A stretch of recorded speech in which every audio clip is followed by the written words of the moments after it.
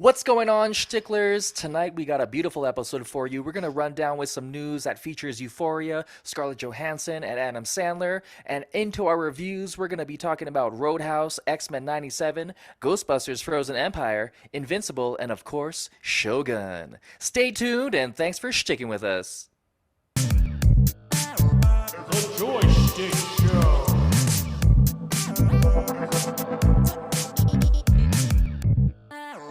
The Joystick Show. How's it, Sticklers? The Joystick Show is back to talk story about the things we've read, watched, or played. Shakas and mahalos for sticking around. If you fancy what you hear, please like and subscribe on the platform you frequent. Ooh, almost got me with that word. I'm your co-host, Scott. That's Thomas. What's up? That is Drake. How's it? Yo, welcome nice. everybody. Yes. He What a did great this intro. Great Yeah. intro, man. If you don't mind, Thomas, why don't you dive into what we're going to talk about today? I'm gonna try, dude. I'm still trying to catch my breath, bro. Wow, that was a new thing. Scott, you killed it. You were so nervous unnecessarily for that. I overthink things. That's my jam. There you go. Monster Jam. Yeah. All right. Tonight we got some news. We got ScarJo. She might be the new face of Jurassic World. We got Euphoria. Will it ever come back? Happy Gilmore 2. Marvel 1943. The Rise of Hydra video game trailer. WonderCon 24. That's just for me. Sorry. And then X-Men 97. We're going to be reviewing. Wow. We're going to be doing some reviews. We got X-Men 97, the premiere. We got Roadhouse. Ghostbusters Frozen Empire. Invincible Part 2, Episode 6, and the latest episode of Shogun. We have an action-packed one tonight. I'm super excited. Drake, you are our resident Jurassic Park expert. What do you think about Scarlett Johansson taking over and being the new face of the franchise? Well, as a Jurassic Park fan, the delegation would like to accept Scarlett Johansson as potentially the new face of Jurassic World. I think she's What are going the to other delegations? The other delegations would probably be not Scarlett Johansson and then a random person who we don't know. Those are the two other delegations. Okay, so the delegation is her or not her. Yep. Not a different side and a different side fighting for a person to come into the delegation. Nope, it's just pretty much her and not her. Very Okay, weird okay. this year. Very, very, very partisan, but you know, what can we do? It's very polarity. So, Sorry. Polarizing. Someone said. polarizing. There we go. That was the word that I wanted to use. But I think in terms of the star power, Scarlett Johansson probably is going to add a lot to it. Obviously, it's really going to be coming down to the writing and what they're going to kind of be doing. Are they still going to be off the coast of Costa Rica? Are they going to try to still take the mold from the original Jurassic Park and Jurassic World where they're kind of having the same things happen again? Or are they going to try to evolve from that? So I think good things. Scarlett Johansson, if she does get the job, I'll definitely watch it. But that's a little bit biased for me because I watch anything with dinosaurs in it. So, That's true. You do. yeah, literally. She's got a real Dino Ranch problem. Yeah, Working on it. You're a dinophile. yeah. You know, if I'm looking forward to what kind of footwear they're doing, because if ScarJo's running through the jungle in heels, heels, yep. I'm out. But you know, knowing ScarJo, she's probably not going to do that. So Yeah. might be pretty good. Maybe in Did boots. they run in heels in the last movie? Yeah, Or- she sure did. Totally. Yep. And I doubt it's her. You know, she wanted to do it. It's like the writers going like, "Yeah, this is a good idea," and it's like that's a quick way to snap your ankle for sure. So Right. didn't make sense, but Well, yeah. I'm not gonna lie. I didn't watch the last movie. Like, Oh, it just word? didn't look. I mean, I started it and I was like, yeah, I don't know. Just didn't feel like Jurassic Park to me. Oh, word. Did yeah, you? it feels different now. It's come a It long way does. since the first one for sure. Yeah. But yeah, it'd be interesting. I mean, dinosaurs is a no-brainer. Like kids are gonna Mhm. go and watch that for sure. 100%. So that's a bunch of money right there. Yeah. And then just make it decent enough for adults. Mm-hmm. That's millions of dollars. So many Millions of dollars. What do you think the Millions of story could dollars. be, Drake? Oh man, that's gonna be interesting. Initially, the ideas that were thrown around early on, before Jurassic World came out was that they were going to do like a Jurassic Park 4 where they tried to insert human DNA and dino DNA to create like a super soldier. Obviously, that seems kind of really far-fetched What? and goes into like science fiction. Yeah, I read a couple of articles that kind of presented that. Oh But my god! If that's the story, why won't ScarJo go back to Marvel? That's just ridiculous. It's like know. I doubt Marvel that's the story. already. yeah, Yeah. you might as well just have the I hope Dino it's Rangers not. come in and just fight dinosaurs. Right? Then Godzilla shows up, and yeah. then atomic yeah. bombs. Then they fly to Mars and meet some Fremen. I don't know. Like it could just be She's a reptilian Black Yeah. Widow. I can't even picture that. Yeah, it definitely would be weird if they're gonna carry on from it. Obviously, they can still be utilizing the archipelago and maybe having different ideas and versions of dinosaurs and showing new dinosaurs, splicing more. I definitely think they need to get away from the we're creating dinosaurs. Are we playing God too much? And then they escape and they murder everybody. I think there needs to be maybe like a David Attenborough aspect where they're already integrated with the world, right? Because in the last Jurassic World, we see that they're kind of already surviving in North America and parts of Asia, etc. So maybe it can be more of like they're discovering that not only are they able to incorporate themselves, but now humans have then integrated them into life. Not like Flintstones, but on the precipice of Flintstones. And then there's something that takes place where maybe InGen is like, we want to harness these dinosaurs, much like we, the Helldivers harness Terminids for, some sort of matter. And then now it becomes like a protection project of dinosaurs, and you can kind of get that co-op versus the 1v1 type situation. That'd be interesting. The other option is not that. So that's what we're working out right now. Yeah. No, Or but it that could would be cool. That's not interesting. ScarJo. Yeah. That was a lot of information. Yeah, Yeah, it's I stuff. mean, it seems like you've got it well thought out.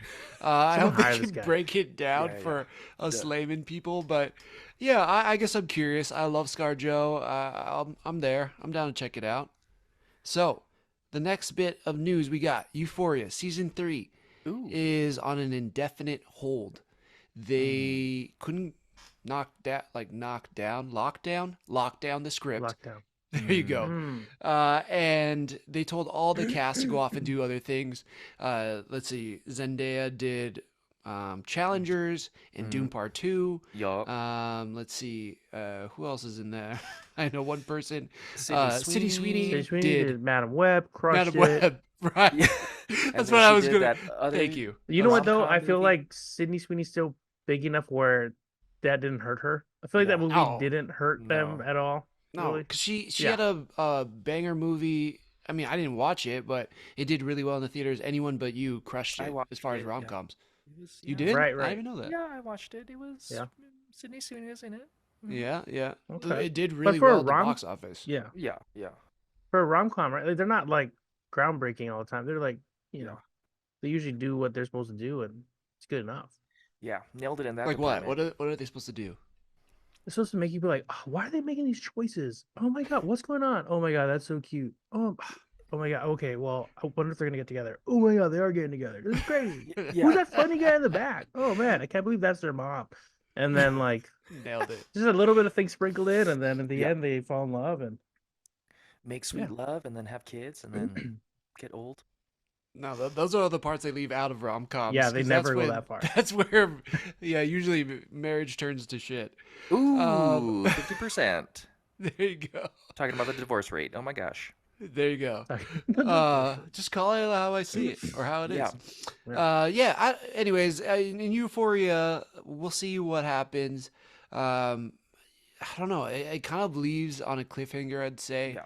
But we also had some sad news. What was the guy's name? Angus Cloud. Oh He yeah. passed yeah. away recently too. I'm sure that affected how the script was getting locked down.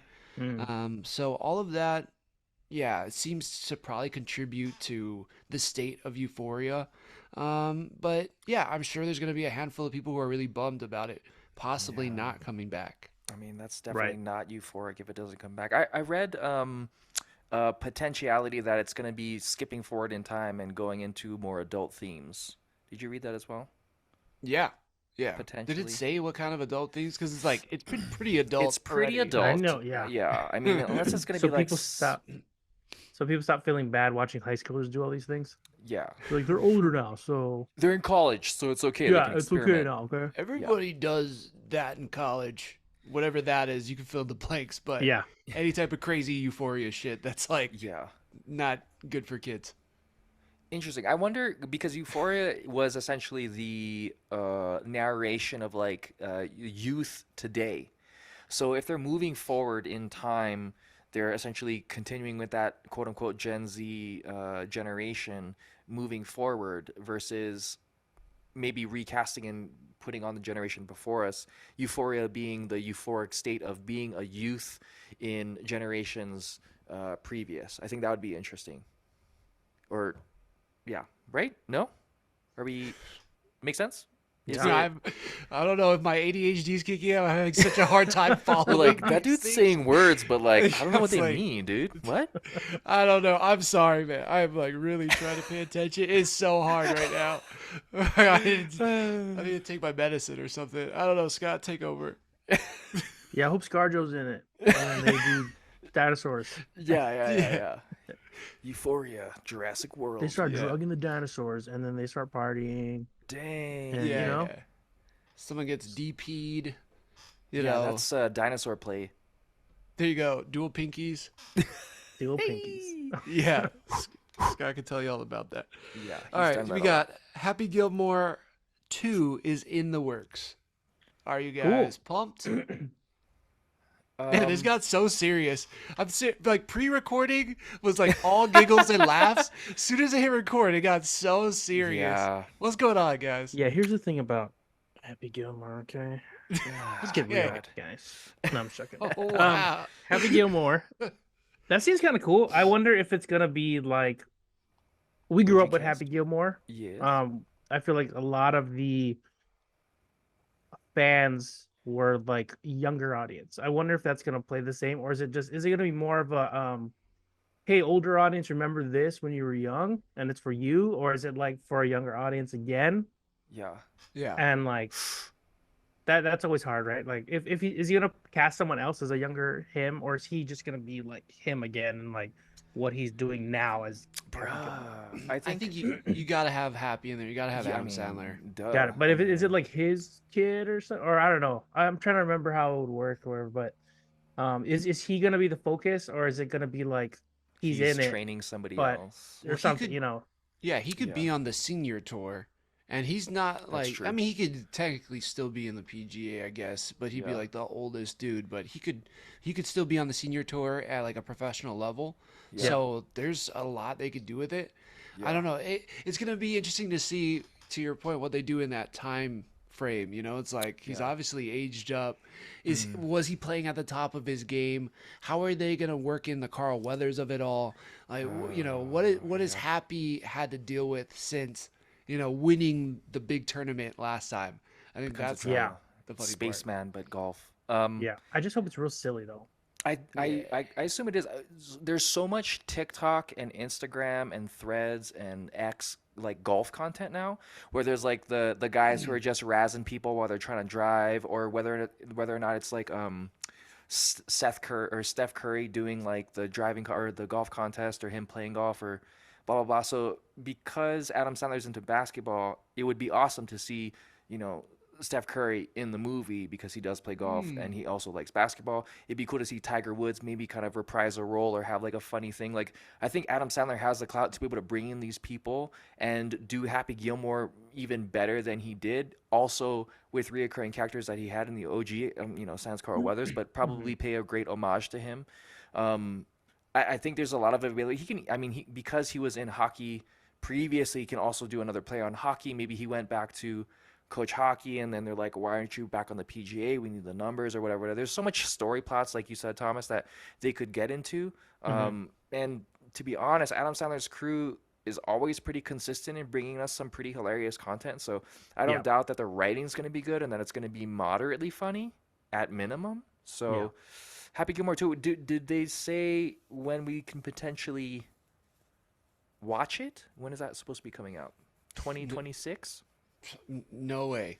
I don't even think there's a script yet. Oh, Like okay. it was the guy Shooter McGavin said on a podcast. He's like, yeah, Happy Gilmore 2 is in the works. And that's kind Oh, of how sick. the news came out for it. Oh, And that'd then be I think Netflix was like, yeah, it is in the works. Yeah, we're like working on it still, and it's gonna be done through Netflix because all of Sandler's stuff lately is through Netflix because he has that massive deal Oh, with yeah, he them. does have that massive deal. Yeah, so it'll be on Netflix at some point. So That's sweet. Yeah. I'll yeah, watch it. I'll watch yeah, I'm on board. I'm gonna check it out for sure. Yeah, totally. You know, if they even give us a touch of what we got in the original, it's going to be fire. If they take the X-Men 97 route, which we'll get into later, man, I'm really going to be stoked because I think that is doing updated nostalgia really, really well. But yeah, I agree. coined Well- by the Joystick Show, copywritten. totally, I gave you all the credit too. So you're not on Threads, but if you were, you would have saw that you got credit all over that bitch. I love thanks yous. All right. So the next bit of news is a video game probably coming out in 2025, I want to say, which is Marvel 1943: The Rise of Hydra. Did you guys watch this trailer? Yes.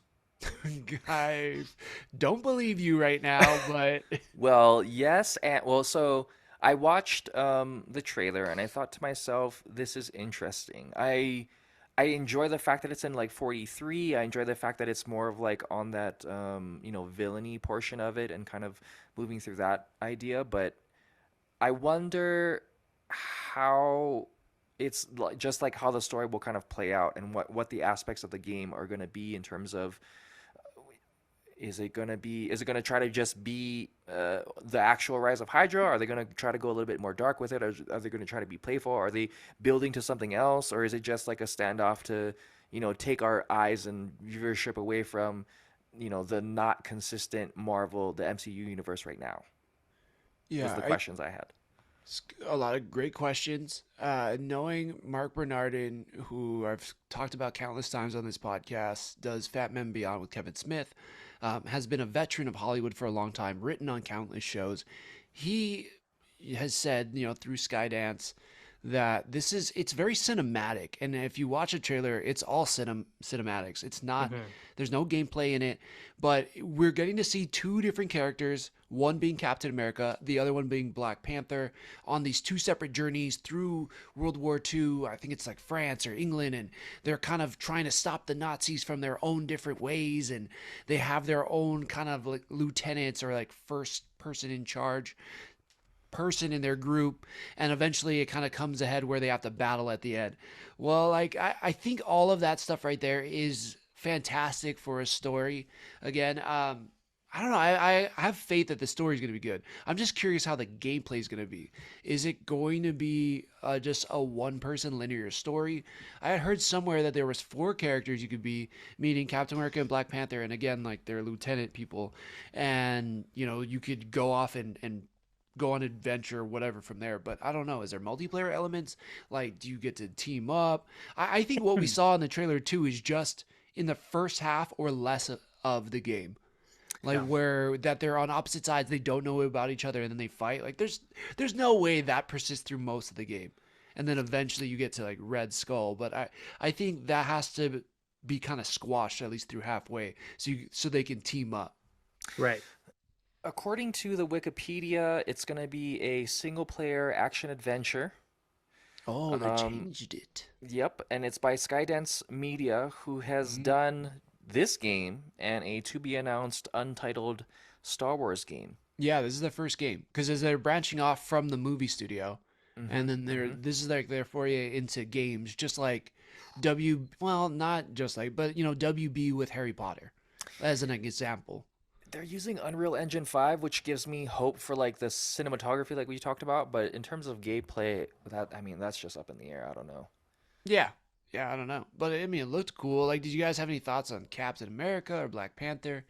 Because I know the Black Panther character was this actor who was in The Walking Dead. I think I might have said Game of Thrones on some other podcast, but I'm pretty sure it's The Walking Dead. And he looks badass. I guess he's a pretty good actor, so that should be pretty cool.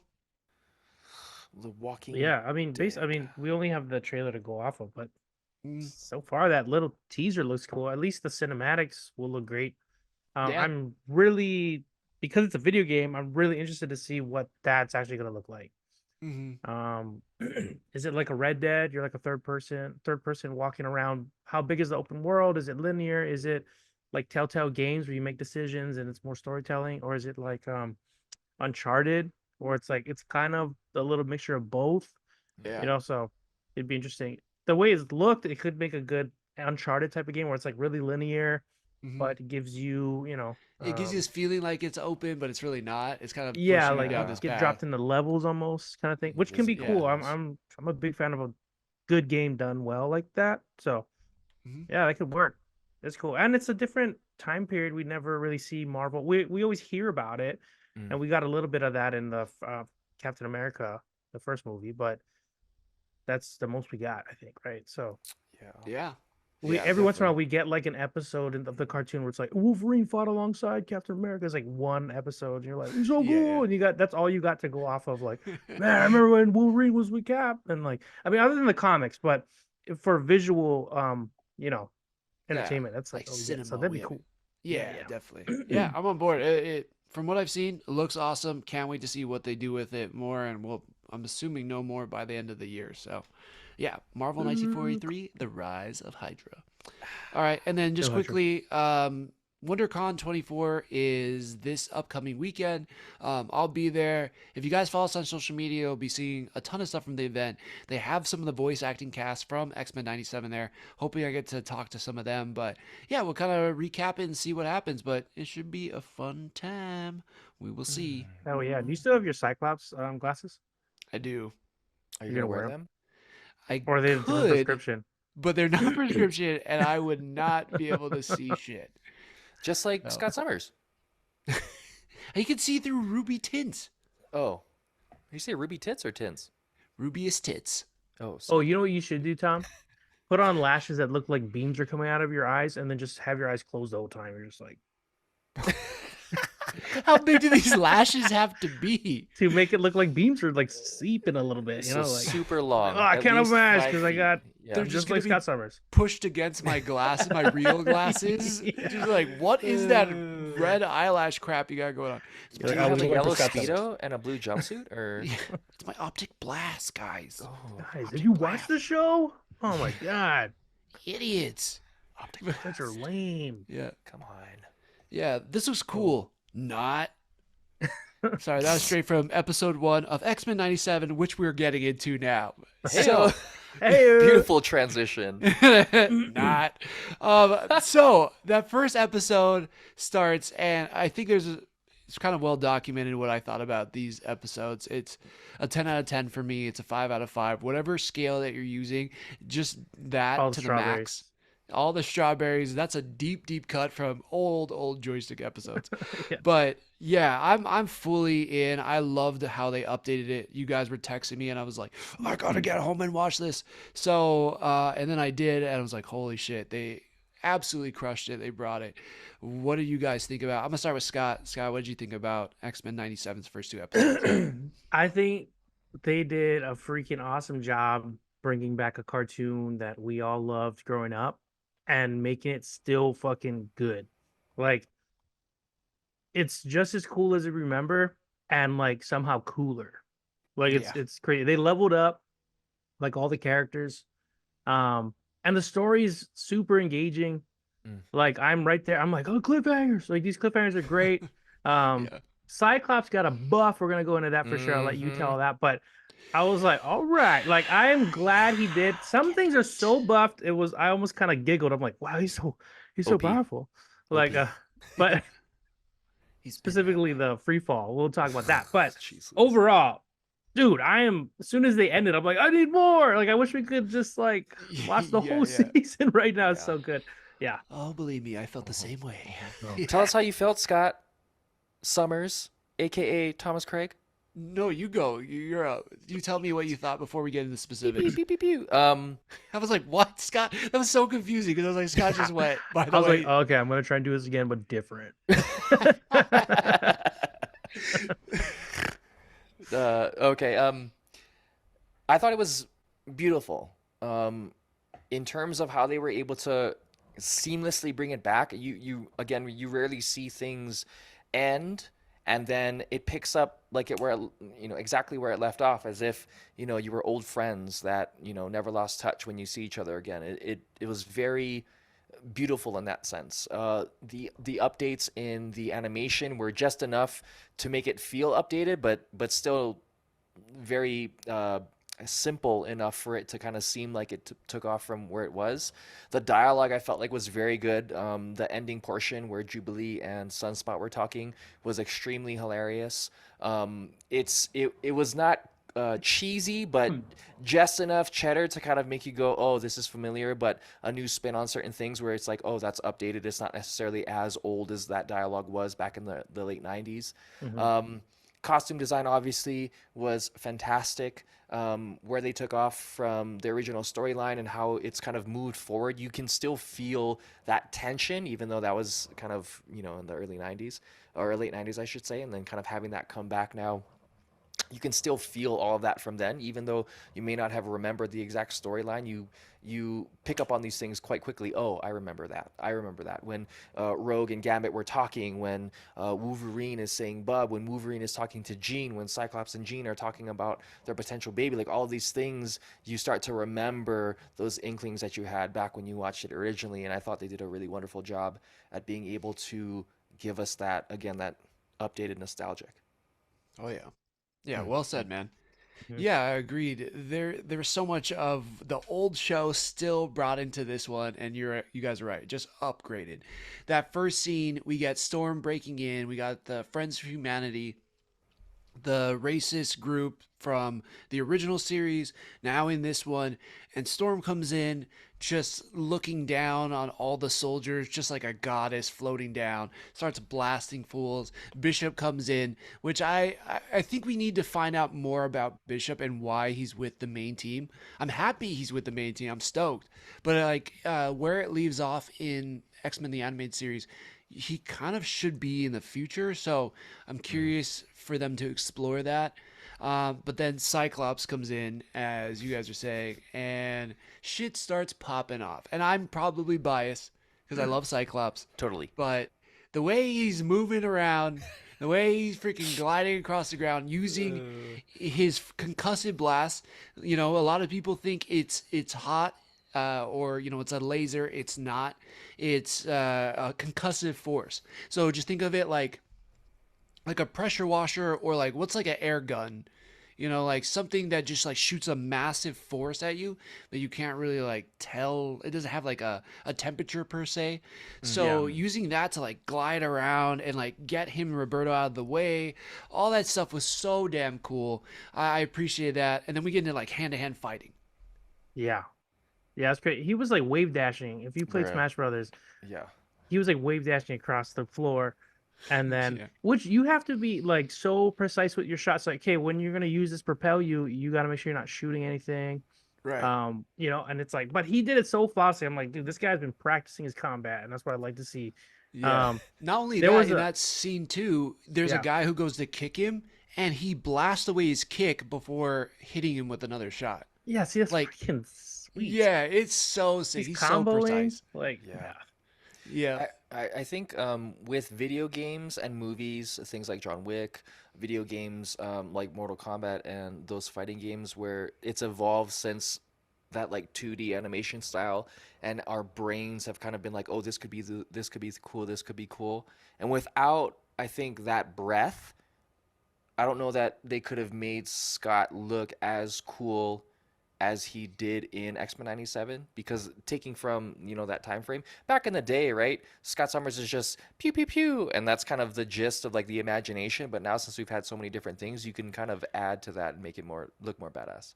yeah. On True. that note, I know we're gonna talk about this more, but like, I just watched Roadhouse. Just like this little thing I'm gonna say, the new one, and then I watched the old one right after. Fight choreography has come a long way. Mhm. And I think, like you're saying, without all the other things, we wouldn't see how, like, I guess, important that is to incorporate into things, even like X-Men 97. It's way more enjoyable seeing like a fight, not just like oh tackle against the wall, like, and then they cut away to someone just going boom boom and then cut away. Like you're seeing like actual movements, like oh I blocked that kick, hit him with this, I would do this, and you're like oh cool. Like it just brings you into the action more. Yep. Right. And I love that improvement for sure. Yeah, definitely. And the animation budget too. Like it didn't have a lot of faith in the original animated series that it was going to be successful. They were promised one season with a very limited budget, and so whatever they could, the best they could pay to get it animated was what we got. Yeah. And so, and then the budget only went down after that. Well, I mean, it probably went up a little bit for the first 4 seasons, but then season 5, it went down because all the animators have moved on to other projects because they thought season 4 was it. So now we've got Marvel Disney money. We've got better advances in fight choreography. All these people who had watched the original when they were younger now using their imagination to do whatever they could to bring it to this table is like so freaking awesome. But all right, we move on. There's other characters in this that get brought into the fold. We also see that Jean is pregnant. Or so who we think is Jean. They could never do that back in X-Men 90 or like in the animated series. Yeah, that comes into play. Morph's in the team. Remy's there. Rogue's there. What do you guys think about some of those other characters? And did any other moments or characters stand out to you? I think it's brilliant. They brought Morph into the team. I was talking about this with some of our other friends outside the podcast, and it's a good way to. I think we agreed. It's a good way to bring back a bunch of X-Men we probably never see. You know, like for it to make sense. Like we'd have to bring in a whole storyline just to see like a cool X-Men or something. But Morph can just kind of like be like, remember this guy, and like turn into him for a couple of seconds, and you get that like yes, and then he's back to Morph, whatever. Totally. Colossus, Psylocke, Rogue. No, not Rogue. Angel, Sabretooth, Blob. Like he did all those guys. Yeah, he did all those, and it's cool how he like utilizes like bits of their abilities, and you're getting that taste of them. You're like yes. So I really like that, and it's funny that I know the internet was probably set to death at this point, but they were up in arms, or some were at least, with Gambit's cutoff shirt, and then now there's like a meme going around. It's like, look at all the other people who had cutoff shirts in like really big shows. Like, chill out. Around the same time period. Wait, people were mad about it? Yeah, people were like, well, we gotta put him in a cutoff shirt or something, and they're like, dude, Will Smith in Fresh Prince had a cutoff shirt. Johnny Depp in A Nightmare on Elm Street had a cutoff shirt. Like this was part of the style back then. So shut up. That's funny. Like, I didn't know people were mad about it. That's hilarious. Yeah. Or they thought maybe Disney was pushing some agenda. You know, like there's always people looking for something, and they're like, oh, what is this? And you're like, dude, take it easy. Like that happened in real life. People that are like, why'd they make the X-Men woke now? You're like, do you know what X-Men are? Like, yeah. You mean like the allegory for the civil rights movement, or like unrepresented people? What? Now? Idiots. Anyways, Greg. No, it was for me. Aside from all those things, it was I was getting used to Wolverine's new voice. Oh, okay. I was getting used to. I enjoyed seeing Jubilee just because back in the day she's just like fireworks, sparks, and then she has a little bit more funny dialogue. Her dialogue was, the dance club. That's true. She does do it at the dance club. I was interested to see that they introduced Sunspot because he's not as big of a character in just the X-Men as a whole. He does have he's kind of on other teams and that as well too. And I'm interested to see how much more characters are going to bring into it, just because they kind of went old school Magneto outfit with the big M on it. Pulled straight from issue 200, I think, in 1980. Yeah, so there was some interesting choices that I'm going to be interested to see what they're going to kind of bring into the fold, because now they have, they're playing off of, X-Men the animated series, now moving into here, how they're going to kind of develop that story. That's going to be one of the most fun things to see. How are they going to progress all of that, since we're in this time period where we've had a lot of political things happen, a lot of social things happen. So that's going to be really cool to see.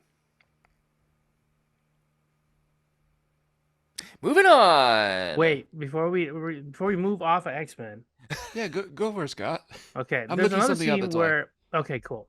I'm just gonna jump ahead to a cool scene that Cyclops does, and we can jump back to where we are in what we're talking about. But there's a scene where they're all flying in the X-Jet, Mm. and it starts getting ripped apart, and it's like Cyclops. I guess it gives you a little hint or a little glimpse into like how confident Cyclops is with his team now.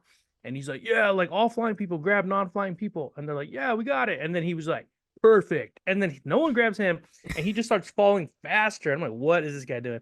And then he's just like does this super mega blast and slows himself down, Yeah. and he lands. And I'm like, I just started laughing because I'm like, this is so crazy, but I love it. Like I super love it. Like that's awesome. But I'm like, what kind of maniac? I'm like, that's like irresponsible. You're the leader of Yeah. the team. What if that didn't work this time? We see so many shows like The Boys, Works every Invincible, where like you're like, this is gonna work this way, and then shit just goes south because that's how life works. time. And you're like, but it's the X-Men, so it's awesome. But I saw a comment online. Someone's like, why- that guy got a strong neck, and I'm like, that's fucking That's true. He does have a strong neck. That's true. He should I look like bet- Brock Lesnar with the fucking way he controls his He's got some concussive traps. blast. Yeah. Well, that's what. Yeah, I've heard so many different theories on like why he's able to do it, because like the inside of his body is like shielded from like the pushback basically.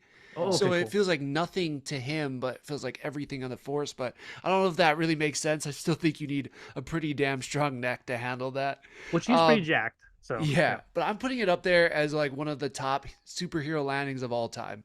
yeah, Like that was there's the original Iron Man when he slides in there or like lands. There's the Captain America, well, I want to say Winter Soldier or Civil War. He has some pretty epic landings in there. I'm trying to think of some other ones that are pretty epic, but Oh. it's got to be in that top 5. I mean, that is so damn good. Could his brother Havoc land as cool? I Yeah, think if he probably. could focus his power, right? That's always the hardest thing for Yeah. Havoc. I think he can now, obviously, where the comics and stuff are, but I'm sure, well, I don't see why not. His brother Vulcan can definitely do it. Well, yeah, that's true. That's true. Yeah. But I love it because at the end when he lands, it's so earned, to me, my X-Men. And that right there from the trailer, I was already like, holy shit, I'm on board. And he jizzed in his pants. For real though, like it was pretty damn close. And the team assembling and then moving into this next scene where it's just synergy. I always talk about it with you guys. We played Marvel Ultimate Alliance, we played X-Men Legend, but like the team up powers was always the coolest part for me with the X-Men. And I feel like in this episode they really show them working as a team. And not only that, like they're beating their old like original enemies in a sense, like the Sentinels is just like so good seeing them just wreak havoc on some robots. Yeah. And man, I loved it. Just all And of the- them working together. like when Gambit like lights up Wolverine's claws and then they launch him Yeah, and then he yeah. flies into That like was all that sick. shit. Yeah, that was like Also, awesome like, teamwork. Nobody talks about like he charged the claws, then charged his staff, then while he jumps off Wolverine's back, throws it at Wolverine, explodes him forward, Yeah. and then he then lands on Blob, shoots him up, or Morph, who turns into Blob, shoots him up. Like Yeah. all that was like, what? That was that was so freaking dope. sick. Beast taking the heart out of the Sentinel and like controlling him like a puppet. Yeah, That was Yeah, pretty that was dope. really cool. Like that, out of everything in the episode, the only part where I was like, what, was Beast flipping the Sentinel up. I'm like, how strong is Beast? But I appreciate the moment. Yeah, I was like, Kuzushi. well, that's when I was like, he got buffed too. Like everyone got like leveled up. I guess they're like all in their prime. It feels like. yeah. I noticed that Bishop too. We've seen his like kinetic energy dispersion a lot more. I don't remember seeing that as often in the old. Yeah. I thought you were going to say Nope, one that more was it. word. Nope, Just in the sentence done. old. Okay. Period. I was like waiting for you to say one more word. No, we didn't see it a lot in the cartoon, and I think a lot of people out there didn't really know what Bishop's power was. They're like, he's a mutant, but all he does is use guns, and I appreciate the fact that they're doing that now. I mean, it's been confusing for me too. Yeah. And so we see in the first episode a lot, like he gets shot, he absorbs it, then he's able to shoot it out. That's kind of one of his powers, is like energy absorption, and he's able to like either release it or like buff himself. But the downside of Bishop is that if he takes on too much energy, he basically explodes. So he has to release it in some way or the other. But I like that they're showing it, because you're like, oh, I get it. All right, that's what his power is. Morph makes sense. It's someone else's power that I really dig. But wait, let me go back a second. One person's it. power who I was kind of confused about, even though I kind of knew, but I'm like, wow, that's kind of a reach, but that seems like a buff too.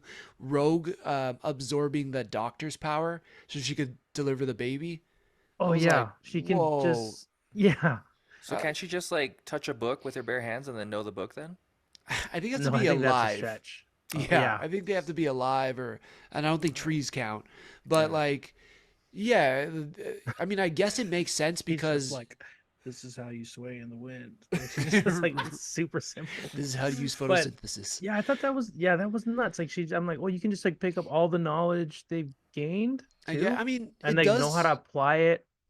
Yeah, it kind of makes sense because that's how she gets Captain Marvel's abilities. That's how she's able to fly and is super strong. Right. But also, like, I was like, damn, she can just like touch anybody. Can she just touch a mechanic and then all of a sudden be able to fix any car? Or you know what I mean? I don't know. That seems a Yeah, little bit wild to me, but I did appreciate it because I was like, it's pretty cool. I have no it is complaints cool. against it. I was just like, wow, that's pretty wild.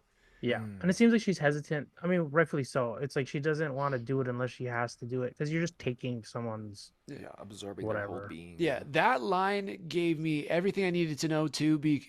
Well, this part where she's like, you know, I don't know if I should do it because I don't know if I deliver your baby. Like, what if I touch your baby? Talking to Jean, and I was like, that was everything I needed to know. Like, there's limits, and I love how they show how badass they can be, but how there's limits to everybody's character. Yeah. You know, like Rogue again, the person who wants to be touched the most can't touch anybody. Cyclops, the most handsome, strategic, best team leader, but he can never he always has to hold in his powers. I'm trying to think of somebody else who has a downside. I guess Morse power is just kind of copying people. So is he ever really himself? Wolverine, ragecidal maniac, but like so strong, such like the shield of the team in a lot of ways. But you got to be careful even with him. It's just like they're doing a great job of showing the characters already in the show. Yeah, for sure. And sorry, real quick, going back to Bishop, like that was for a second, I was like, what does Bishop do again? And then they just showed him do it. I'm like, oh yeah, that's right. Like it was just like Yeah, great yeah, yeah. visual, like this is Yeah. what I do. And I'm like, awesome. And he Yeah, said it because too. growing He up, I was didn't know like, what he did a lot. yeah, Yeah. he explained his power as well too, which Yeah. was helpful for a lot of us as well. We know that DC animated universe, that's probably like their creme de la creme because obviously that whole live action hasn't really worked out for them. I think X-Men 97 with this budget, with what they're doing, is pressing DC's animated situation. I just DC's awesome in terms of their animation, but I think they have to step it up after X-Men 97 in terms of Yeah. the choreography, in terms of this, carrying on the storylines, in terms of animation. I think, it's helpful for the meritocracy of comics as a whole, or at least just the animated series and things. Yeah, yeah. I mean, I'll tell you what's hard about DC is that it's not like Disney Plus is putting this on the forefront. They're like front page, check out X-Men the animated series or 97. Mhm. DC, they come out with all these good movies every year and stuff, And they but don't you even have to like market. physically Yep. buy the DVD, and it's not coming out on their own platform, which I guess would be Max. That gets all the DC movies, but we can't get the animated series till it's like way later. That seems like it's probably hurting them a little bit because they have whatever it is, Infinite Crisis or something's not Infinite Crisis. There's a series going on right now that's like a 3-part movie, and I haven't watched it because I'd have to go somewhere and buy the DVD. Like that's the part that I think that's rough about it. Yeah. But this is just bringing so much awesomeness back to Marvel. I think people were like, every day there's Marvel sucks, it's fell off, it hasn't been good since Endgame. Like, I feel like everybody can agree on this show right now, and it's like you can't really go against it. At least most people can't go against it right now, and I think that's credit to the writers, bring the voice actors back that they could, the producers, like the director, even though he got fired, we don't know why, maybe we'll find out someday. All of this is so good. And then a changing of the guard in episode 2 with Magneto taking over. If you want to see how Charles leads the team, you got 5 seasons of that from the animated series. Now his best friend, who was always kind of opposed to him, completely different ideologies, is now taking over, and all the characters we love are now being forced to be led by Magneto. I think that's a crazy premise that I'm really hoping that this season does a good job of exploring. It comes with drama too, because his little interaction with Rogue too, and Rogue's like, "We shouldn't be talking about that." And I'm like, "Oh, Yeah. goddamn, Yeah. drama, No one mama." can find out, sugar. Yeah, yeah, definitely. I know, and seems to be at this point the only person that can touch her. Of course, it's like Rogue should be with Gambit, but I don't fault her because nobody else can touch her except for him. Mm-hmm. So it's like, Girl Is got it like has to hands. do what with do you like do? his magnetism or something? He just puts on a thing around him or something? Yeah, I think it's Is that what like it is? he can counteract her powers. I don't know if it's because of whatever his abilities are. So that's kind of a cool, which it has some comic precedent for that, where there was a different timeline, and they were like in the Savage Land or something. They get married, they have a kid, and like it gets erased or whatever. But there is a storyline for that in the comics. Yeah. Yeah. So, yeah, yeah, I love it. Yeah. Yeah.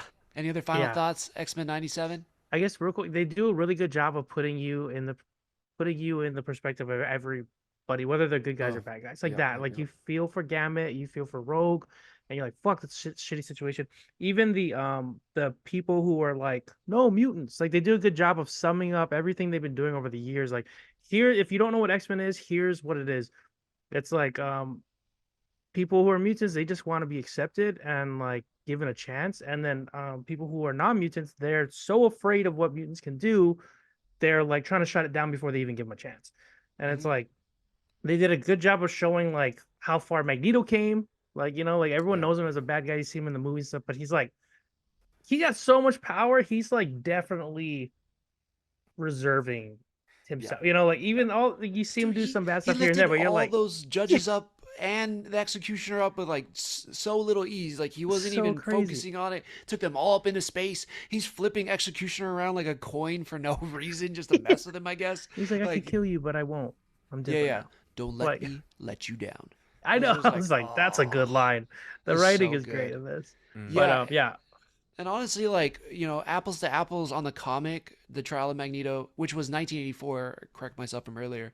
Mhm. Um, he, I honestly feel like I like the show better than the comic. I know it's kind of sacrilegious, but like the comic had so many different parts to it, and it took course of like all these days.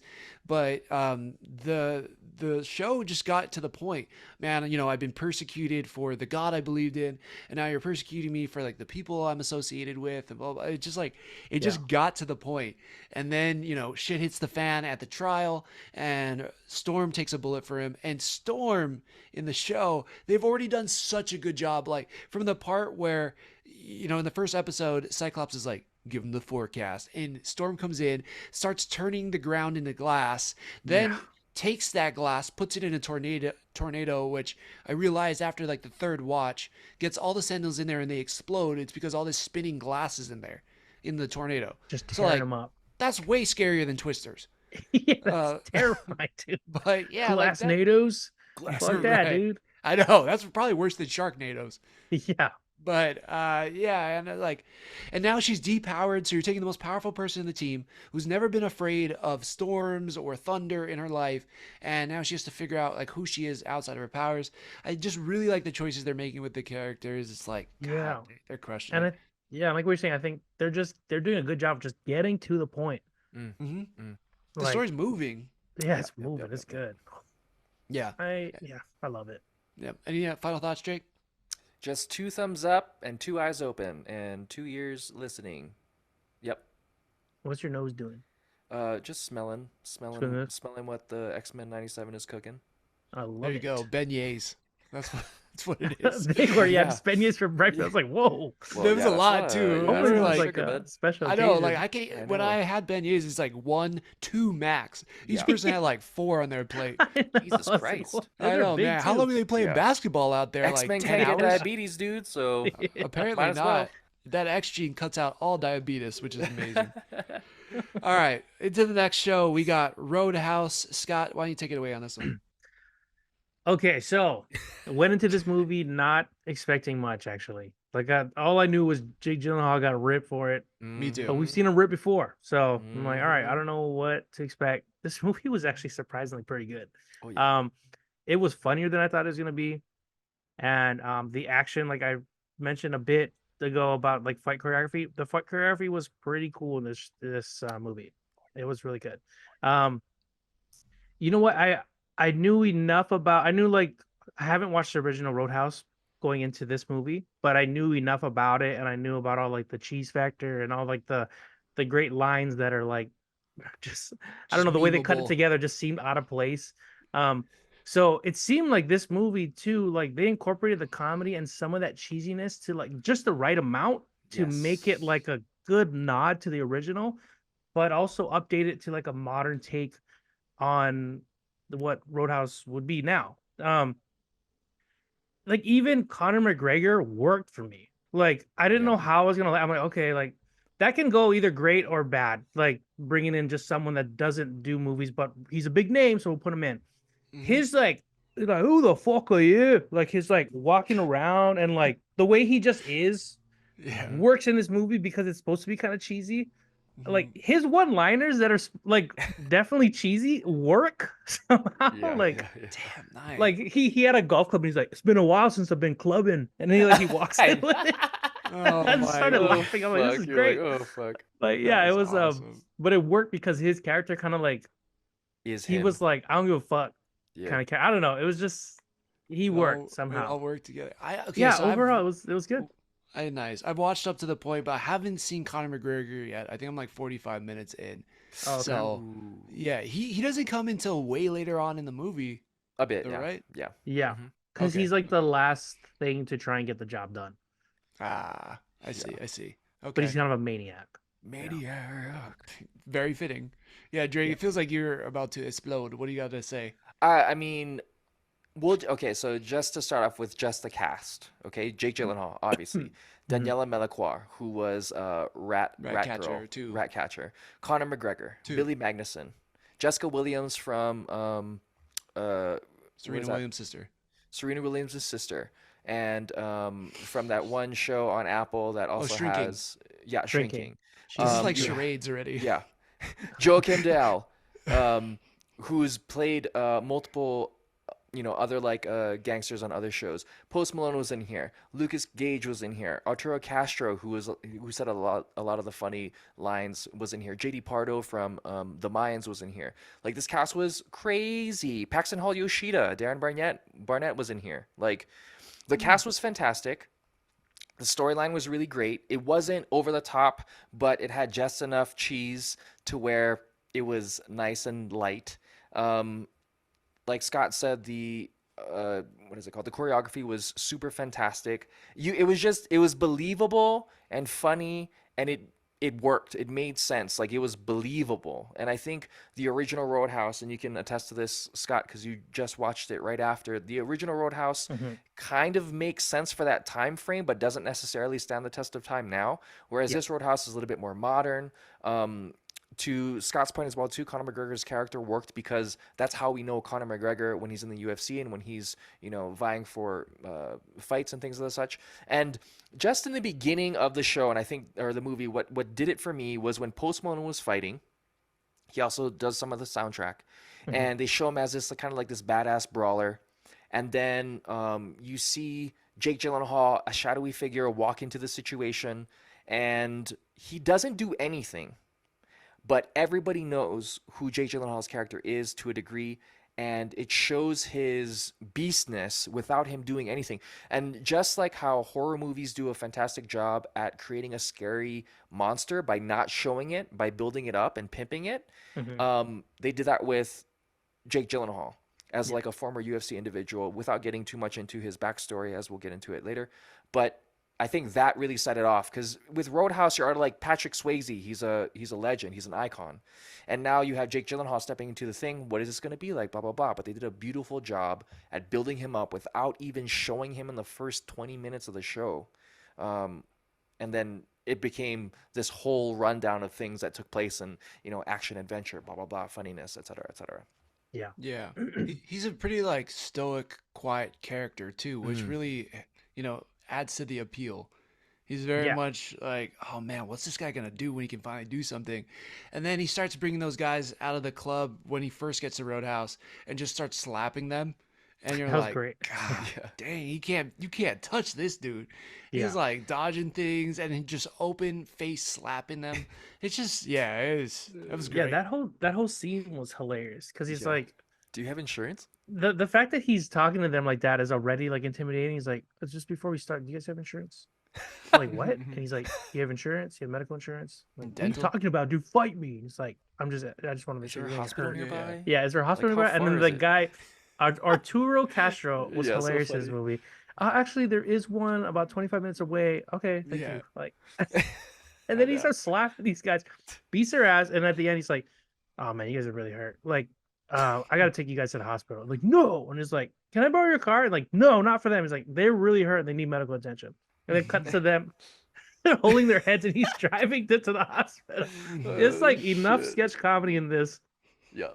to make it like funny, but it's didn't go too far where it took you out of the movie.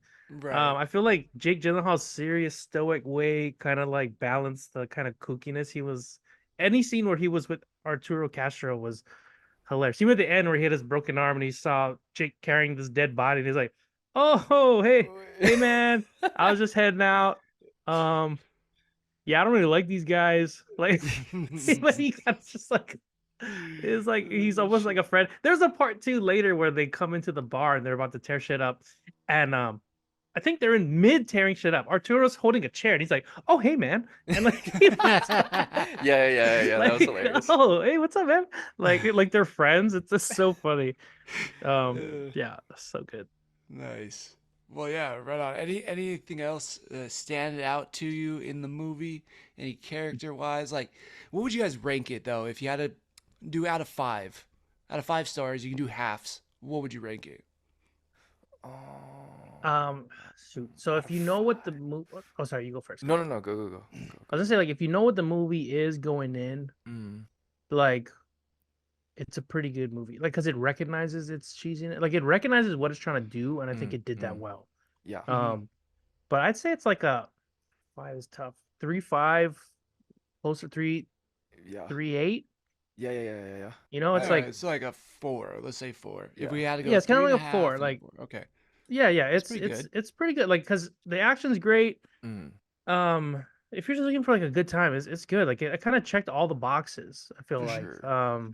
Drama, romance. and it's got that moment where like there's a moment in the movie where if you like John Wick, he kind of goes down this path where he's like, gosh, Fuck. like I'm like really angry right now, Yeah. and like I know I shouldn't be, but I just can't not be angry. And then it's like you hearing him say that, they're like, oh my god, and that's when he just starts like doing like really like I'm just gonna kill you now. Crazy. Yeah. Oh, one other thing, real quick, Crazy shit. is before we get your rating, there's enough nods to the original. Like he comes in, asks for black coffee, just because I watched the original right after. Back to back. He's like, "Can I get a black coffee?" In this movie, they're like, "We don't have black coffee," but that was a line where they give him black coffee. Oh, in the that- first movie. in the first movie, he gets a black coffee, and that's like his drink. And Yeah, in this yeah. one, he comes, he's like, "Can I get a black?" And they're like, "Oh yeah, we don't have that," and they give him like a espresso or something like that, and then he's Yeah, like, "Oh, this yeah. is actually pretty good." Um, That's there's funny. also like a throat thing in the first movie where he rips some guy's throat out. They Yeah. don't do that in this, but in this movie, he does break someone's like trachea. Oh, yeah, So I'm like, yeah, okay, yeah. that's a nod. There's like Yep. enough nods where you're like, okay, that's pretty cool. They took like some Yep. stuff from the originals and they sprinkled it in. So I appreciated that. Nice, good catch. Yeah. I mimic Scott's rating. I definitely give it, somewhere a 4 or higher, but a solid 4 for sure. I think Dalton's character makes a lot of sense. Jake Gyllenhaal's character makes a lot of sense because the way that they build his backstory makes sense, especially for now, right? He was a UFC fighter. He was kind of taking it to a place where, much like Conor McGregor, he's kind of pushing the buttons, and then he goes overboard to a degree, and that pulls him out of the UFC both emotionally, right? And then he's going through this, drifter type situation. Then he gets to this position at the Roadhouse, and like Scott says, there's a point in time where he just passes the precipice, and then it calls back to his original backstory. Like I know that if I go past a certain point, it's I'm capable of straight up murder, and it doesn't. He earns it from the beginning of the show or the movie where you don't necessarily see him and his badassery, but you just hear about it and you can see the fear. And then he builds and builds and builds. You can see it. You can see it until even when he's fighting Conor McGregor, who we know as viewers was a world champion at a point in time. And Jake Gyllenhaal is now, toe to toe. with choreography and like matching that energy. They did that really, really well. I don't necessarily like because back in the day the UFC didn't really exist when Swayze did Roadhouse, and so now we have like this huge, like bigger context of how badass Jake Gyllenhaal is because of the UFC. So I think the time again, like we talked about X-Men '97, Roadhouse now can build on top of those established things and make it even more grandiose than it was originally. Mm-hmm. Very cool. Yeah, that's not going to be the case for Ghostbusters. Oh, so Damn. no way. Yeah, That's unfortunate. Yeah. You guys have anything else to say on Roadhouse? Check it out. It's on check it Amazon out. Prime. Apparently, it's better than Ghostbusters: Frozen Empire. Yeah. You know, And you don't got to pay money for it Yeah, yeah. if you have Amazon. Yeah. Okay, so let me say this: it is a good movie. I did enjoy a lot of it, Yeah. but it's not a great movie. Okay. And I probably should have just watched Roadhouse. There's a lot of fun things in this movie. It picks right back up, like shortly after Afterlife. So, you're getting the Spengler family back, you're getting Paul Rudd back, and you're getting the OGs back. Bill Murray, Ernie Hudson, Dan Aykroyd, like all of them are coming back. But then they throw in a bunch of new characters, and it's like, why? It already felt really stuffed. You probably know this guy, Scott, James Acaster. I've never seen his Oh, the stand up. comedian? Yeah, he's a comedian. His That's his also shit right. didn't work for me at all. Like I don't think I laughed at him once. unfortunate. And then Kumail, his character, he had some lines that I thought were like hilarious, some of the more funny moments in the movie, and he had Yeah. some where I was like, that's just like Didn't bad. hit? Oh, It just wow. didn't hit. So there was a good balance. Like it starts off really action packed Oh, and yeah, then gets James Acaster. really Okay, sorry. slow.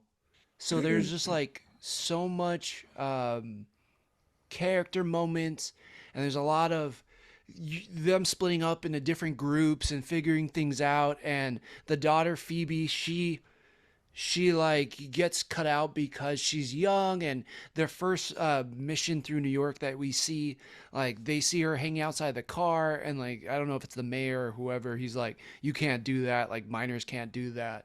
So she kind of gets sidelined from the team and goes on her own mission, and she has this side story where she makes friends with this ghost in the park, where you never really know if it's romantic or if it's just friendly. It gives you the vibe that it's romantic, but they never go there. So it's always kind of like there's no like release of it. It's like, why don't you just like let them kiss, or why don't you say you're always gonna be my friend, something, right? To break some of that, but it just really bogs down the movie, I feel like, and there's just so many characters that, and it never really delivers on any of their storylines or relationships. But at the same time, you're getting Paul Rudd being Paul Rudd. You got some hilarious Bill Murray parts. You got some great Dan Aykroyd parts, great Ernie Hudson part. Like, so it has all the elements there. It just doesn't deliver on what like Afterlife gave us, which is like this emotional, satisfying. Like they checked all the boxes, and like the energy just ramps up. This one, like the energy starts high, then it dips really low, and then it like picks up towards the end, and you're like, okay. Man. So it's okay. It's Does a it good- ruin the IP? I don't think it ruins the IP by any means, and I think there's Okay, going to be good. a lot of people who love this movie, but I'm not one of them, and I think that it's worth watching. But I always talk about it, right? Like I'm like, you got to go to the movies. You got to go to the movies. This movie, I do not think you need to see in the movie theater. I think it's would be just as fine watching it at home. Okay. Yeah. Wow. Okay. So yeah, sounds like a bummer. It's not. No, It- that's fine. Yeah. Yeah. It's honest though. Yeah, it's good. It's just not like great. And the reason why for me it's not like the originals were so great. Afterlife I thought was pretty great too on what it does with like, Ivan Spengler and all that stuff, but it's just okay. They bring back a lot of people from the original movies too, which is awesome, but yeah, not enough for it to be great. They don't bust a lot of ghosts either. Oh. There's like they bust a ghost at the beginning and then they bust something at the end, but it's we're not seeing them in a ton of action. So Yeah, that's kind of unfortunate. I mean, they can't all be bangers. But do you think based off of the story, the characters, I mean, do you think they'll continue to make uh, Ghostbusters movies, and do you think they'll move on from this one to? Do you think they'll make another one? I guess is the question. Yeah, totally. This ends in a way that is totally setting up like a new future for the Ghostbusters. I I don't. see. It's confusing too because it's not like they really passed the torches of the old characters to the new characters. They're kind of like right there with them as well, which is fine. I mean, which is great. I mean, actually think it's great because we're still getting again Bill Murray, Dan Aykroyd, Ernie Hudson, all them back in the fold. But at some point, they need to pass on the torch, I think, to new characters. Otherwise, we're never going to really care as much about them. You know what I mean? Was Yeah. the writing good at least? No, I think that was the biggest, Oh, okay. like, shitty part about the movie. I think the writing was not very good at all. I don't know I know what the story was. It's not super complicated, and yet at the same time, I don't really know what's going on. So Like- should the Duffer Brothers write the next Ghostbusters? That could be cool. That would be cool. They actually are doing things solo now, so just be a duffer. But Oh, just one Duffer. I'd be for it. It would completely it's like Roadhouse, what you guys were saying. I mean, it really is. They need some way to balance the cheesiness with the action, and they didn't. And also, like because there were so many main characters, the story got split into a million different places. I think if they can focus on who they want to focus on, get better writing, balance the old nostalgia and the cheese with like the modern and the action, you could have a winning formula. I know it's easier said than done, but I think the biggest letdown in the movie was probably the writing because the actors and the special effects, all that was fantastic. It just didn't really like work in the way of like moving the story forward. Yeah. Yeah, that's kind of unfortunate. I mean, I'm still gonna watch it. Yeah. Probably wait, like you said. But it is important. It's crazy how important the writing aspect is, right? Like you need a solid story. I feel like the idea of Ghostbusters is such a unique sci-fi type of idea. It's almost like as long as you just get a good script, like this shit will sail. Like Yeah. it'll yeah, it's like what a cool idea. Like we're like firefighters, but we bust ghosts. Yeah. Like it's Yeah, I I don't hope- want I to hope they dog. do more and it's I think better. What's funny? Okay, let me just put it this way though, because it sounds probably like I'm shitting on it, and I would probably still give it like a 3.5 or 4 out of 5 stars. Like, okay. It's just your there's still- expectations were like way up here. I know like the Yeah. trailers were they hyped me up, so like this. Yeah, the trailer probably showed most of the good stuff. I see. Ooh, bummer. That's always a bummer too. Yeah. So I don't know if it's the way they marketed it or something like that. But again, if you watch it, you're going to be like, that guy's crazy. This movie's awesome. Because I think there's funny, super funny moments and there's Okay. cool things in it. But it doesn't work for me all the way through the movie. There's just some parts where it just kind of dips too far down and then it peaks too high up. Like I want something that's probably more consistent through where I'm like, I'm just enjoying all these parts. And I can't say that throughout the movie. That's a bummer. Okay. Yep. So, yeah, Okay. Ghostbusters Frozen Empire. Moving on. Moving on. Moving on. We got Invincible episode 6. Scott, take it away. Yo, okay, so Invincible episode 6, it was pretty good episode. Like it picks up right where it left off. We had a crazy cliffhanger last episode. We saw some people die for sure. We thought some people died. We thought someone was gonna die. It was a lot of near death and death. But they wrap all that up. In space, they deal with that. I forget what they're called. Sequids. Sequids. They deal with that sequid situation.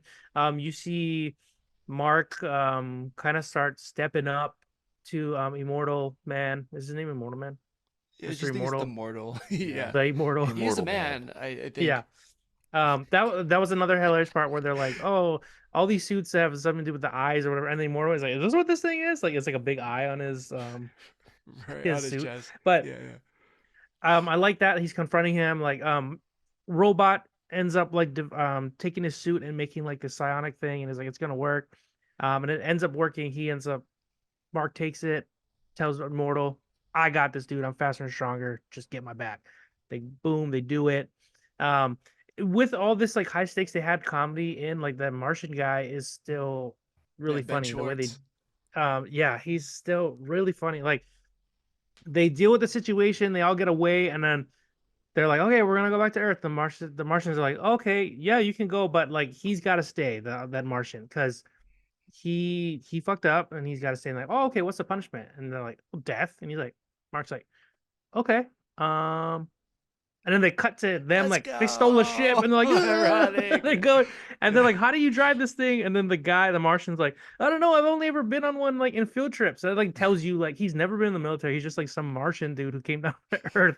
So like Right. he's not even like the best of them, which is like even more funny. But and then they end up landing in front of the Pentagon, like crash landing because they don't know how to land. And then you go back to Rex and the lizard crew League. lizard league, and was it King Lizard? King He's about to Lizard, shoot him yeah. in the head, Mhm. and And fucking Rex gets does. shot in the head, which is the nuts. fucking But head, yeah. I guess it grazes like the side in his brain, so like a beast, he like just still fights, ends up coming through. We find that Kate really did die. At least that's what they're really pushing right now. If I were Mhm. Kate, I'd have a duplicate somewhere at all times, but that's just me. Heyo. Right. And then what is it? Shrinking Ray, I think her name is. She ended up living. She comes out. I think like a tooth was in her head, and then she's now like in intensive care. She's probably gonna be there the rest of the season, but she lived, which is crazy. There's a lot of these twists and turns. And then they dive into Mark's relationship with Amber. That seems like it's kind of drifting, but also his relationship with what's her name? Adam Eve. Yeah. Adam Eve seems like that's kind of sparking and going somewhere. Um, there's hints at Adam joining the team. They're offering her. She's like, no, just let me know when the next big thing is. I feel like it's coming. She's gonna be on the team. Um, we get to see more of um Alan the Alien? oh yeah, let's jump to that. Oh Alan the yeah, Alien yeah. comes in, and that was a hilarious encounter. He's talking with the Immortal. With Immortal. And Yeah. Immortal's just like he's Douchebags. just pissed because his girlfriend died, like, and he cared extra, like he like really loved Kate Right, more right, than right. other people. He's like, many people died, like I'm the Immortal, but like I really care about this one person. So he's like just like extra bro, like fuck you, dude. And Alan's like, whoa, whoa, whoa, I'm just here to talk to Invincible, and then Immortal's just throwing blows. Yeah. And then He's like ends up coming. douchebags. Yeah, Yeah, you and guys got that that whole right, right? douchebag thing was hilarious. You guys Yeah. have douchebags here, right? Because if you don't, that'd be really weird that I keep saying it. Like, Yeah. because that guy's a douchebag. But and then I like that Alan can only talk with his telepathy To one on one. person. Like Right, so, like right. when Mark's trying to talk to, he's like, that doesn't work. Like I gotta talk to him. Yeah, Like, yeah. and then he's like, well, tell him I said this. He's like, yeah, Mark said you're a douchebag. Like that whole thing was fun. But with that encounter, you find out the I forget the guy's name, but brings Alan out of his coma. But we've seen him, and up until now, we didn't really know who he was. But he's Yeah, also a he's Viltrumite. Yep. And he's like, we need to get Mark to like help us. Alan comes down, and Mark's like, my dad kept saying like read all these books, and I think I figured out what he's talking about. He was able to obtain these books from the guy who makes their suits, who was voiced by Mark Hamill. I forget his name, but he was Yeah, like, "Oh yeah, it's your funny. dad I wrote all just these." when I Huh? heard his voice, I was like, yeah, Mark Hamill, Mark Yeah, Hamill, we were Mark just talking Hamill. about Like that that's like all I I think could think last about. episode. Yeah, Yeah. how he's so like, yeah, that's him. Um, but I guess when the dad first came down here, he needed a job, and he wrote sci-fi books that I guess didn't do well, but they were based on people who the Viltrumites were afraid of, like Space Racer, the Ragnars, who are like these lizard people, who were just like ridiculously strong. Oh, I'm sorry, Space Racer is like this almost like a Lobo character who Yeah, like yeah, yeah. rides through space that has like a laser gun that can shoot through everything, and it just goes on forever. Like his Mhm. gun, his never-ending laser gun or something like that. So with these books, he's like, oh, I think we can I think these are the weaknesses. So we got to figure this out. Alan's like, okay, I'm gonna take this back. Um, so that's that. I know we see more of the cyborg guy now. He's still dealing with that, and I think Mark's roommate now is like a cyborg because Oh, he's like yeah. His roommate's love interest. roommates. Oh yeah, sorry, Yeah, yeah. roommate's love interest is a cyborg. So we get to see that. I don't know. It was like this episode's built. Oh, another big thing we see Mark's dad in Viltrumite prison, Mm. Right. and Yeah. the way they do it there is like, well, we're gonna kill you, but we're gonna bring you up to full strength, and that's our. I guess then they wanna guess they go out honorably, like probably just fight in some sort of Coliseum way. I don't know how it's gonna Yeah. work out, but Yeah. that's probably gonna lead to a prison break. So I'm excited to see that. Um, yeah, it was like a lot of setup, closure for the last episode, and setting up for what's gonna happen. I think big stuff's gonna go down. Mhm. But overall, it was a good episode. I don't know if I Yeah. missed anything. It was just kind of a lot to cover in like this Yeah, short so, amount of time. yeah. Like a lot happened in this Very episode. much. It Very did. much. It did. Yeah. And I kind of even watched it in like 2 parts. I was like, damn, this episode's like 50 minutes. I was like, that's kind of sounds bad. I was like, man, this is so long. But Yeah. there was just so much, and it bounced around to again all these different characters. But I appreciate it because it gave them their time to shine, and it's moving their stories forward. Mhm. But yeah, this was definitely a chunky episode. Drake, Wait, what? what do you Sorry, got? kind of oh. Yeah, you broke up a little bit. Oh, did Yeah, I? yeah, was Sorry. like, what? Drake. It's interesting too because they brought back Angstrom Levy, or I guess his name, colloquial name is like Evildoer, as a potential bad guy moving forward. The guy who can Right. go through different dimensions. Oh, right, yeah, right. yeah, yeah, Yeah, yeah. I forgot about that Like part. the This Is Us guy that was Yeah, in the so first episode. yeah, so they kind of brought him back, but it almost doesn't seem as it seems like, oh, he's here. But I think the main focus was like, how can we destroy the Viltrumites, because that's like the biggest threat. So maybe those two things in combination potentially. They go over just a lot of like emotional like PTSD. They go over a lot of like relationship Mhm. situations. Like you can definitely tell Mark doesn't want to hurt Amber because of his experiences with his dad and his mom and all these other things. So there's like a lot of Hmm. these like human elements to Invincible that you see kind of in Marvel, less DC, even though you can consider the Viltrumites a lot more DC based in terms of like their gods. How do you relate to Yeah. gods? Mhm. Yeah, And at so, least like movies for sure. But yeah. yeah, it's funny. It seems like everything Mark's going through is like pulling him away from Amber. Like they're not able to relate Mm, anymore. Like yeah. he's Right. just been through too much crazy shit, and he's like, "Oh, how's class?" Meanwhile, he's like fighting, an alien army. It's like, how do you relate to somebody like that? It's like when, Right. yeah, I think PTSD is probably the right word because if somebody comes back from war, they try to adapt to like normal life. It's just like it doesn't work. You're like used to being scared or like having shit pop off all the time, and then you're like, let's just go to the supermarket and buy squash. Like you just can't. It doesn't really work the same. Your brain doesn't work the same. So I For think, sure. yeah, I feel like they're showing that side of Mark. There's also a part where Amber's grandfather died or something, or one of her Oh family yeah, members, yeah. and Oh he yeah. like he missed the whole thing because he was off planet. And it's one of those like, oh my god, I wish I was there for you. Hmm. Um, I wish I could be more present now for you. But there's also like, not to say what's happened to you is like not important, but like the stuff that's on my mind right now is like you're saying, it's like Save the world. Yeah. so much bigger grand schemer. Like I'm Yeah. Hmm. like grand scheme of things, it's like it's hard for me to give you everything you need and like also tell you about, oh yeah, also in my life the world's ending and like can you help me through this, like Right, right. yeah, it's just it's hard, and he's starting to recognize all that. Even through the lens of like the immortal who's lived since, I guess you could say, the beginning of time, like him having to take that break, be like, oh, I love duplicate. Why is this so different? Blah blah blah. Like the humanity comes through in this movie or Hmm. in this episode, and I think to the point of the build up is like Hmm. you're seeing all these like human characteristics, but then they're gonna kind of have to lose that because earlier on, Omni Man is like, Mark, if you want to defeat the Viltrumites, you're gonna have to fight like a Viltrumite. You're gonna have to, kill. Hmm. And the humanity of the situation is that they don't necessarily do that, but you notice that they had to. You never really saw like Rex and them have to like kill somebody, right? Hmm. They're Right. Yeah. just defeating people. And now this is kind of coming through. So you're kind of seeing the humanity blend in with the reality that if we want to survive, we're going to have to defeat wholeheartedly and fully the bad guy. So that's Yeah. that whole premise is going to be interesting moving forward as well too. Yeah, definitely. You're right. And then yeah, it was like, okay, last episode wrapped up. All right, now let's set up for the rest of the season. Which there's not that many episodes left, right? I mean, there's only two. Yeah. It was crazy. I feel like they're gonna leave us again on another Those cliffhanger. bastards. Yeah, Yeah, I think because so. there's just not enough time to wrap up all the stories. But you're right. Like the main threat seems to be the Viltrumites, but the looming threat is that one dude who goes through all the different multiverse stuff, and Yeah. that seems like a season 3 all the way to me. Or Yeah. season 4. I don't know. They have Yeah. so much they could Yeah, do. it's like a long game. Yeah, I Hmm. did like the little Easter egg of like him going through a zombie world. Oh yeah, yeah, Um, yeah, yeah. and it's like the Kirkman also writes Walking Dead, so Oh I yeah, feel like yeah, that was yeah. like a nod to that. Yeah, that's a good point. I forgot about that. You're totally Yeah, right. They're like, oh yeah, there you go, Walking Dead tie-in and everything. yeah.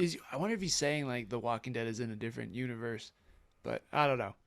That'd be kind of cool. Putting Oh, on my that'd be tinfoil cap. live Yeah. action Invincible / Walking Dead collaboration. There you go, Stephen Ewan. Yeah, Is and Invincible Glenn, and Glenn? and Glenn. Yeah, I don't know how that would work, That'd be fun, dude. Glenn but they. becomes invincible. He doesn't die. And then Takes a turn. The And then bat doesn't everybody. explode his head. yeah. He's like, I'm invincible.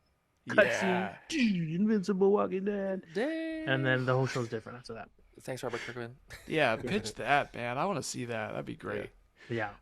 All Oh, another right. thing, I think just real quick, I think these are like one of the key points of strength from the comic. I didn't read the comic because I'm trying to like get through this and then go back, but I was Right. watching a thing and I guess Duplicate doesn't die in the comic, someone else died, maybe Shrinking Ray or something, or someone, but in this they killed Kate, so it's kind of interesting. The big things are happening, but they're tweaking certain things to keep it fresh, I guess. Yeah. I mean, he did that in The Walking Dead too, right? Like Yeah, from the comic to the show. So, yeah, Kirkman and like he writes great stuff, but he's able to adapt to the screen really well too, which is yeah, like a massive talent. Like, yeah, for sure. it's awesome. He's good. Nice. Okay.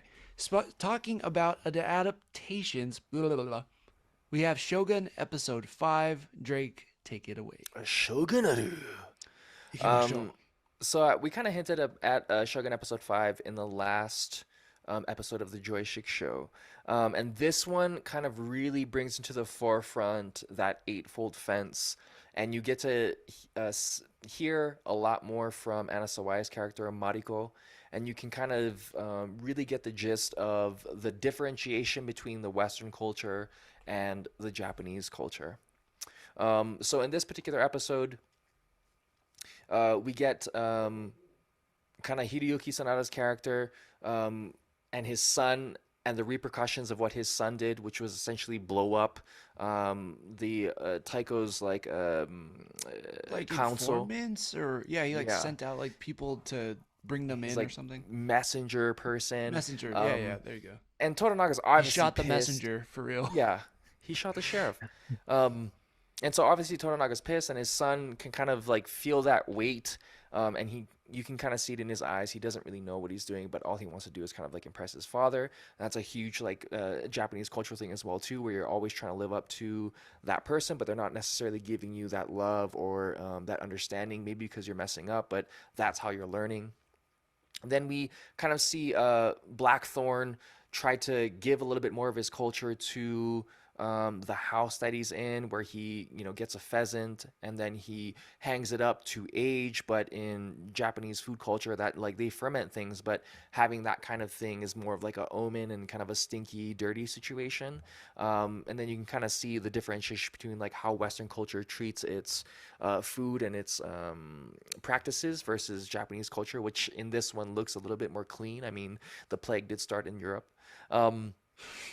We get to hear about Anna Sawai's history, where she was essentially the daughter of somebody who was just under the previous Taiko, who was a tyrant, and her father killed that tyrant because he was a tyrant. And essentially, because in that type of feudal, shogunate culture, the dad had and the family essentially was murdered, but Mariko had to stay alive and essentially serve. She wasn't allowed to, do seppuku. And as Blackthorn is hearing that, that's from his interaction with Buntaro. We find out that Mariko's husband is alive. He did survive. And so we know from the Crazy. previous episode that Mariko, got a little bit of action with a Blackthorn. And now you kind of have this imbalance of like now Buntaro's living in the house. He has this really strict Japanese culture. He doesn't like this gaijin. But Mariko is kind of like now in between. And she has to kind of play all sides, right? She has to be Toronaga's, lieutenant. She has to be Buntaro's wife. She has to be translator and potential lover to Blackthorn. She also has to be like this leading woman who, isn't really available to be herself because she is a female in this time, etc. And so that I think is the focus, and why Mariko is as an actress and as a focal character is just really beautiful. And we see this interaction with Buntaro and Blackthorn where Buntaro actually, physically abuses Mariko, and he blames it on the sake, and Blackthorn is like, oh, you dog, why would you do this, blah, blah, blah. And Mariko's like, get away from me. I'm not going to give him the satisfaction, Buntaro, the satisfaction of anything. I don't give him anything because Even I my am me. hate. Yes, because he doesn't deserve it, etc. And you can kind of see like that discipline, right? That Japanese discipline, that hardened steel, that katana. And then we move a little bit forward and we see that Toranaga essentially has this army, this situation where he can kind of stand up and, become the shogun again, i.e., and then all of a sudden you have this huge earthquake and this huge landslide, and Toranaga falls into this massive landslide, and we're like, oh, what the fuck? And Blackthorn and Mariko, end up digging him up and finding him. And just the most beautiful acting I've seen of like what it would be like to like survive a landslide, and like just deep heavy Yeah, he's breathing, and like fuck, and like super surprising. Looking around. Yeah, and then we kind of get the first glimpse of like Toronaga's some small semblance of like doubt, where he's like, oh man, this whole thing happened, what's the next move? Because we've seen him prepare for everything, and this was something that you couldn't really prepare for. You don't know what's going to happen. And now that the landslide has taken out a lot of the land, a lot of the people, a lot of the encampment that he had with all of his army, what that's going to be like moving forward, on the top of knowing that his son has essentially created a war with that depleted council of the Taiko ship, and how that's going to be moving forward. So this episode, I think, was really more so about the character building of Mariko, and kind of giving you that lay of the land of Japanese culture and the differences between Western culture, and then giving you some doubt of Toronaga's success, and then moving forward how he's going to overcome that. So really, really beautiful episode for this one. Yeah, because the whole time his back's been against the wall, and we're like, oh shit, he's got a whole army. Like, he's good, he's fine.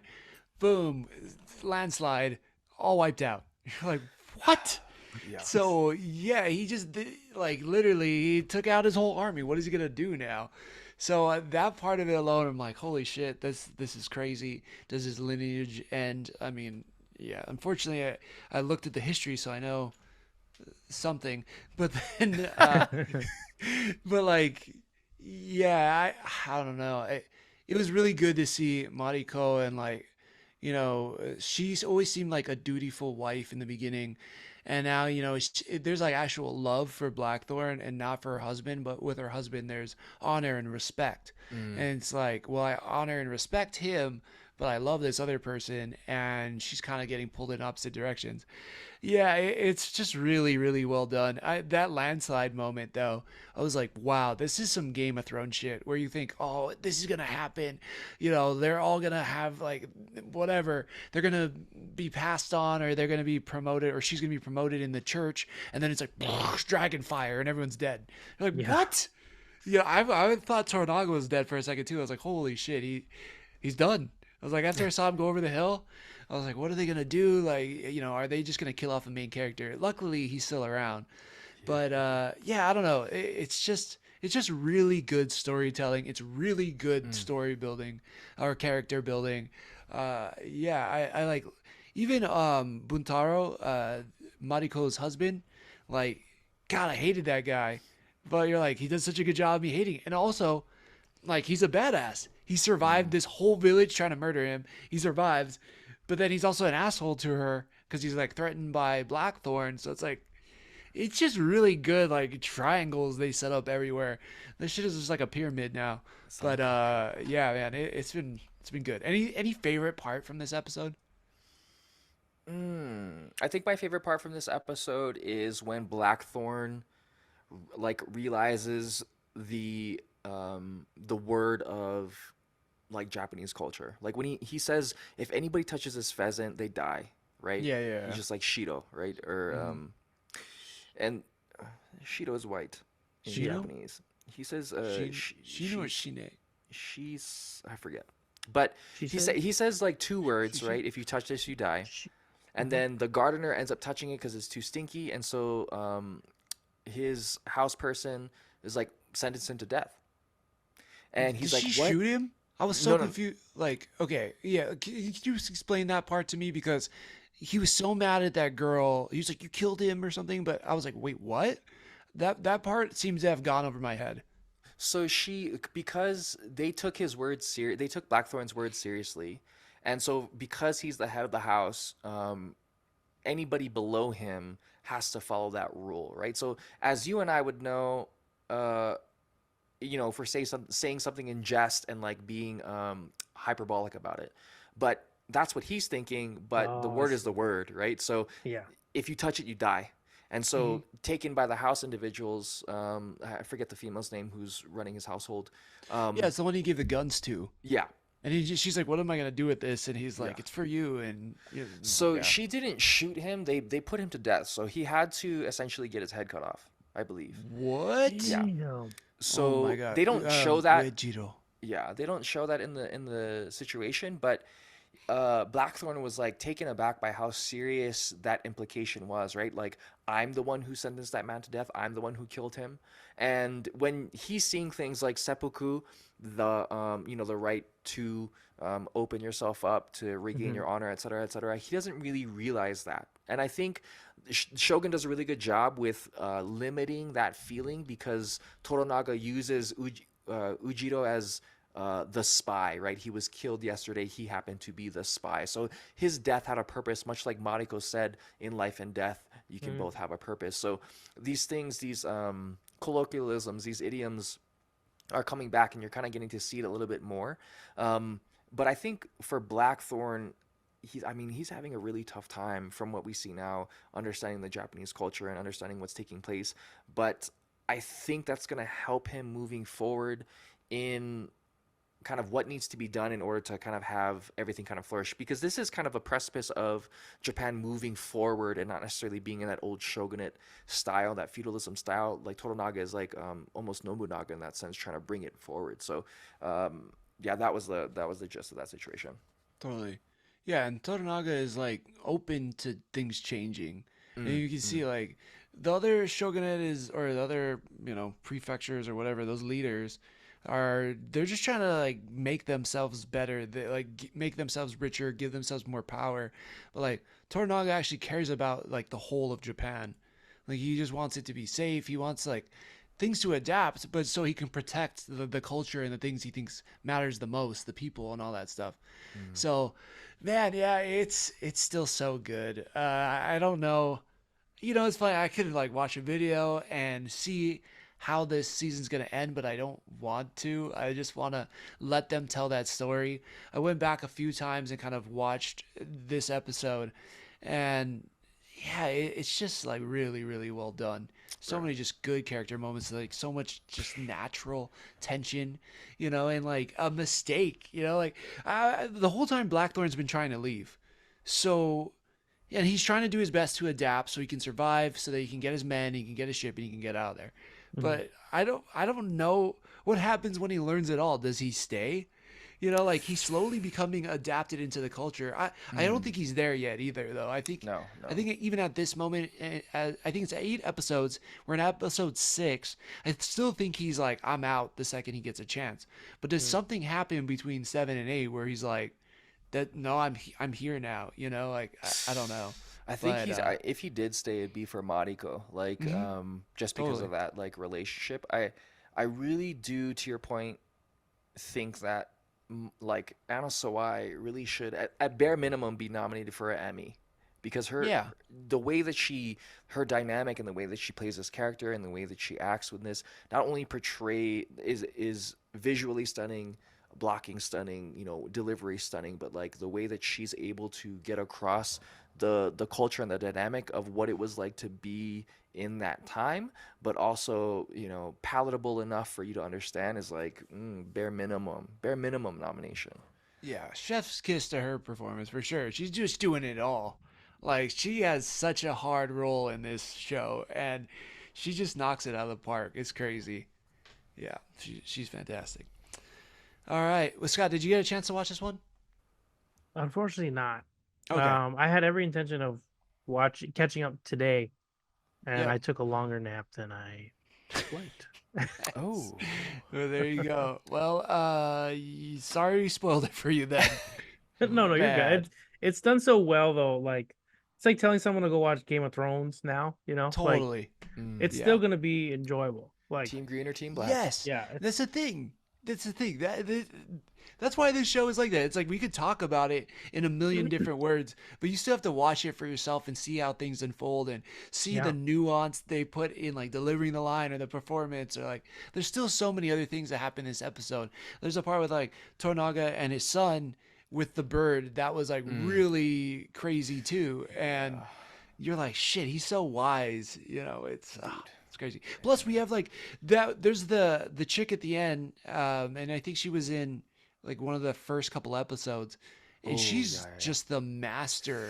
Bruh. She's the master puppet on the other side, or puppeteer on the other side. yeah. She's crazy. She's like out of nowhere, Cersei all of a sudden, and you're like, Oh. damn, she's That's a gonna good comparison. she's controlling like the most important people on the opposite side. Just like, yeah, she's evil, but like so good. Yeah. So she reminds me of that one demon from Demon Slayer when they go to like the village arc, Mhm. and she can shoot out like her robe. What was that character called? I don't know what her name is, but she fights the main characters, all that stuff. But yeah. Anyways, I We know what you're digress. Yeah, talking damn about. it. We know what Sorry. you're talking about. Yeah. Yeah, no, we sorry don't about know. that. You're my Demon Slayer pro. Come to you for Demon Slayer knowledge. Yeah, sorry. I haven't been Oh, watching sorry. as much Demon Slayer. Oh, I was talking about Scott. Yeah. Oh, No, yeah. I did Yeah, pass it on Fuck, to Drake, Scott. so I did Yeah, pass it you on to drink. Drake. You should've Scott known. was just like, Oh, yeah, sorry, you- sorry, yeah, sorry, get sorry. get it, get Damn it. it, damn Yeah, it. it's like you fucking idiot, Drake. Oh, me? Yeah, Oh, sorry. Sorry, Yeah, I don't know, man. Yeah, sorry, it's me. It's an My accident. bad. I'm so all good at right. names, right? Okay. Yeah. But all right, guys. Yeah, I think that's it for tonight. A lot of great stuff, and we're gonna have even more just cool shit coming this week. I can't wait.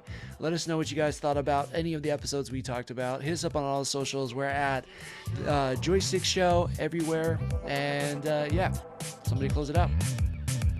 Thanks for sticking it with us. The Joystick Show.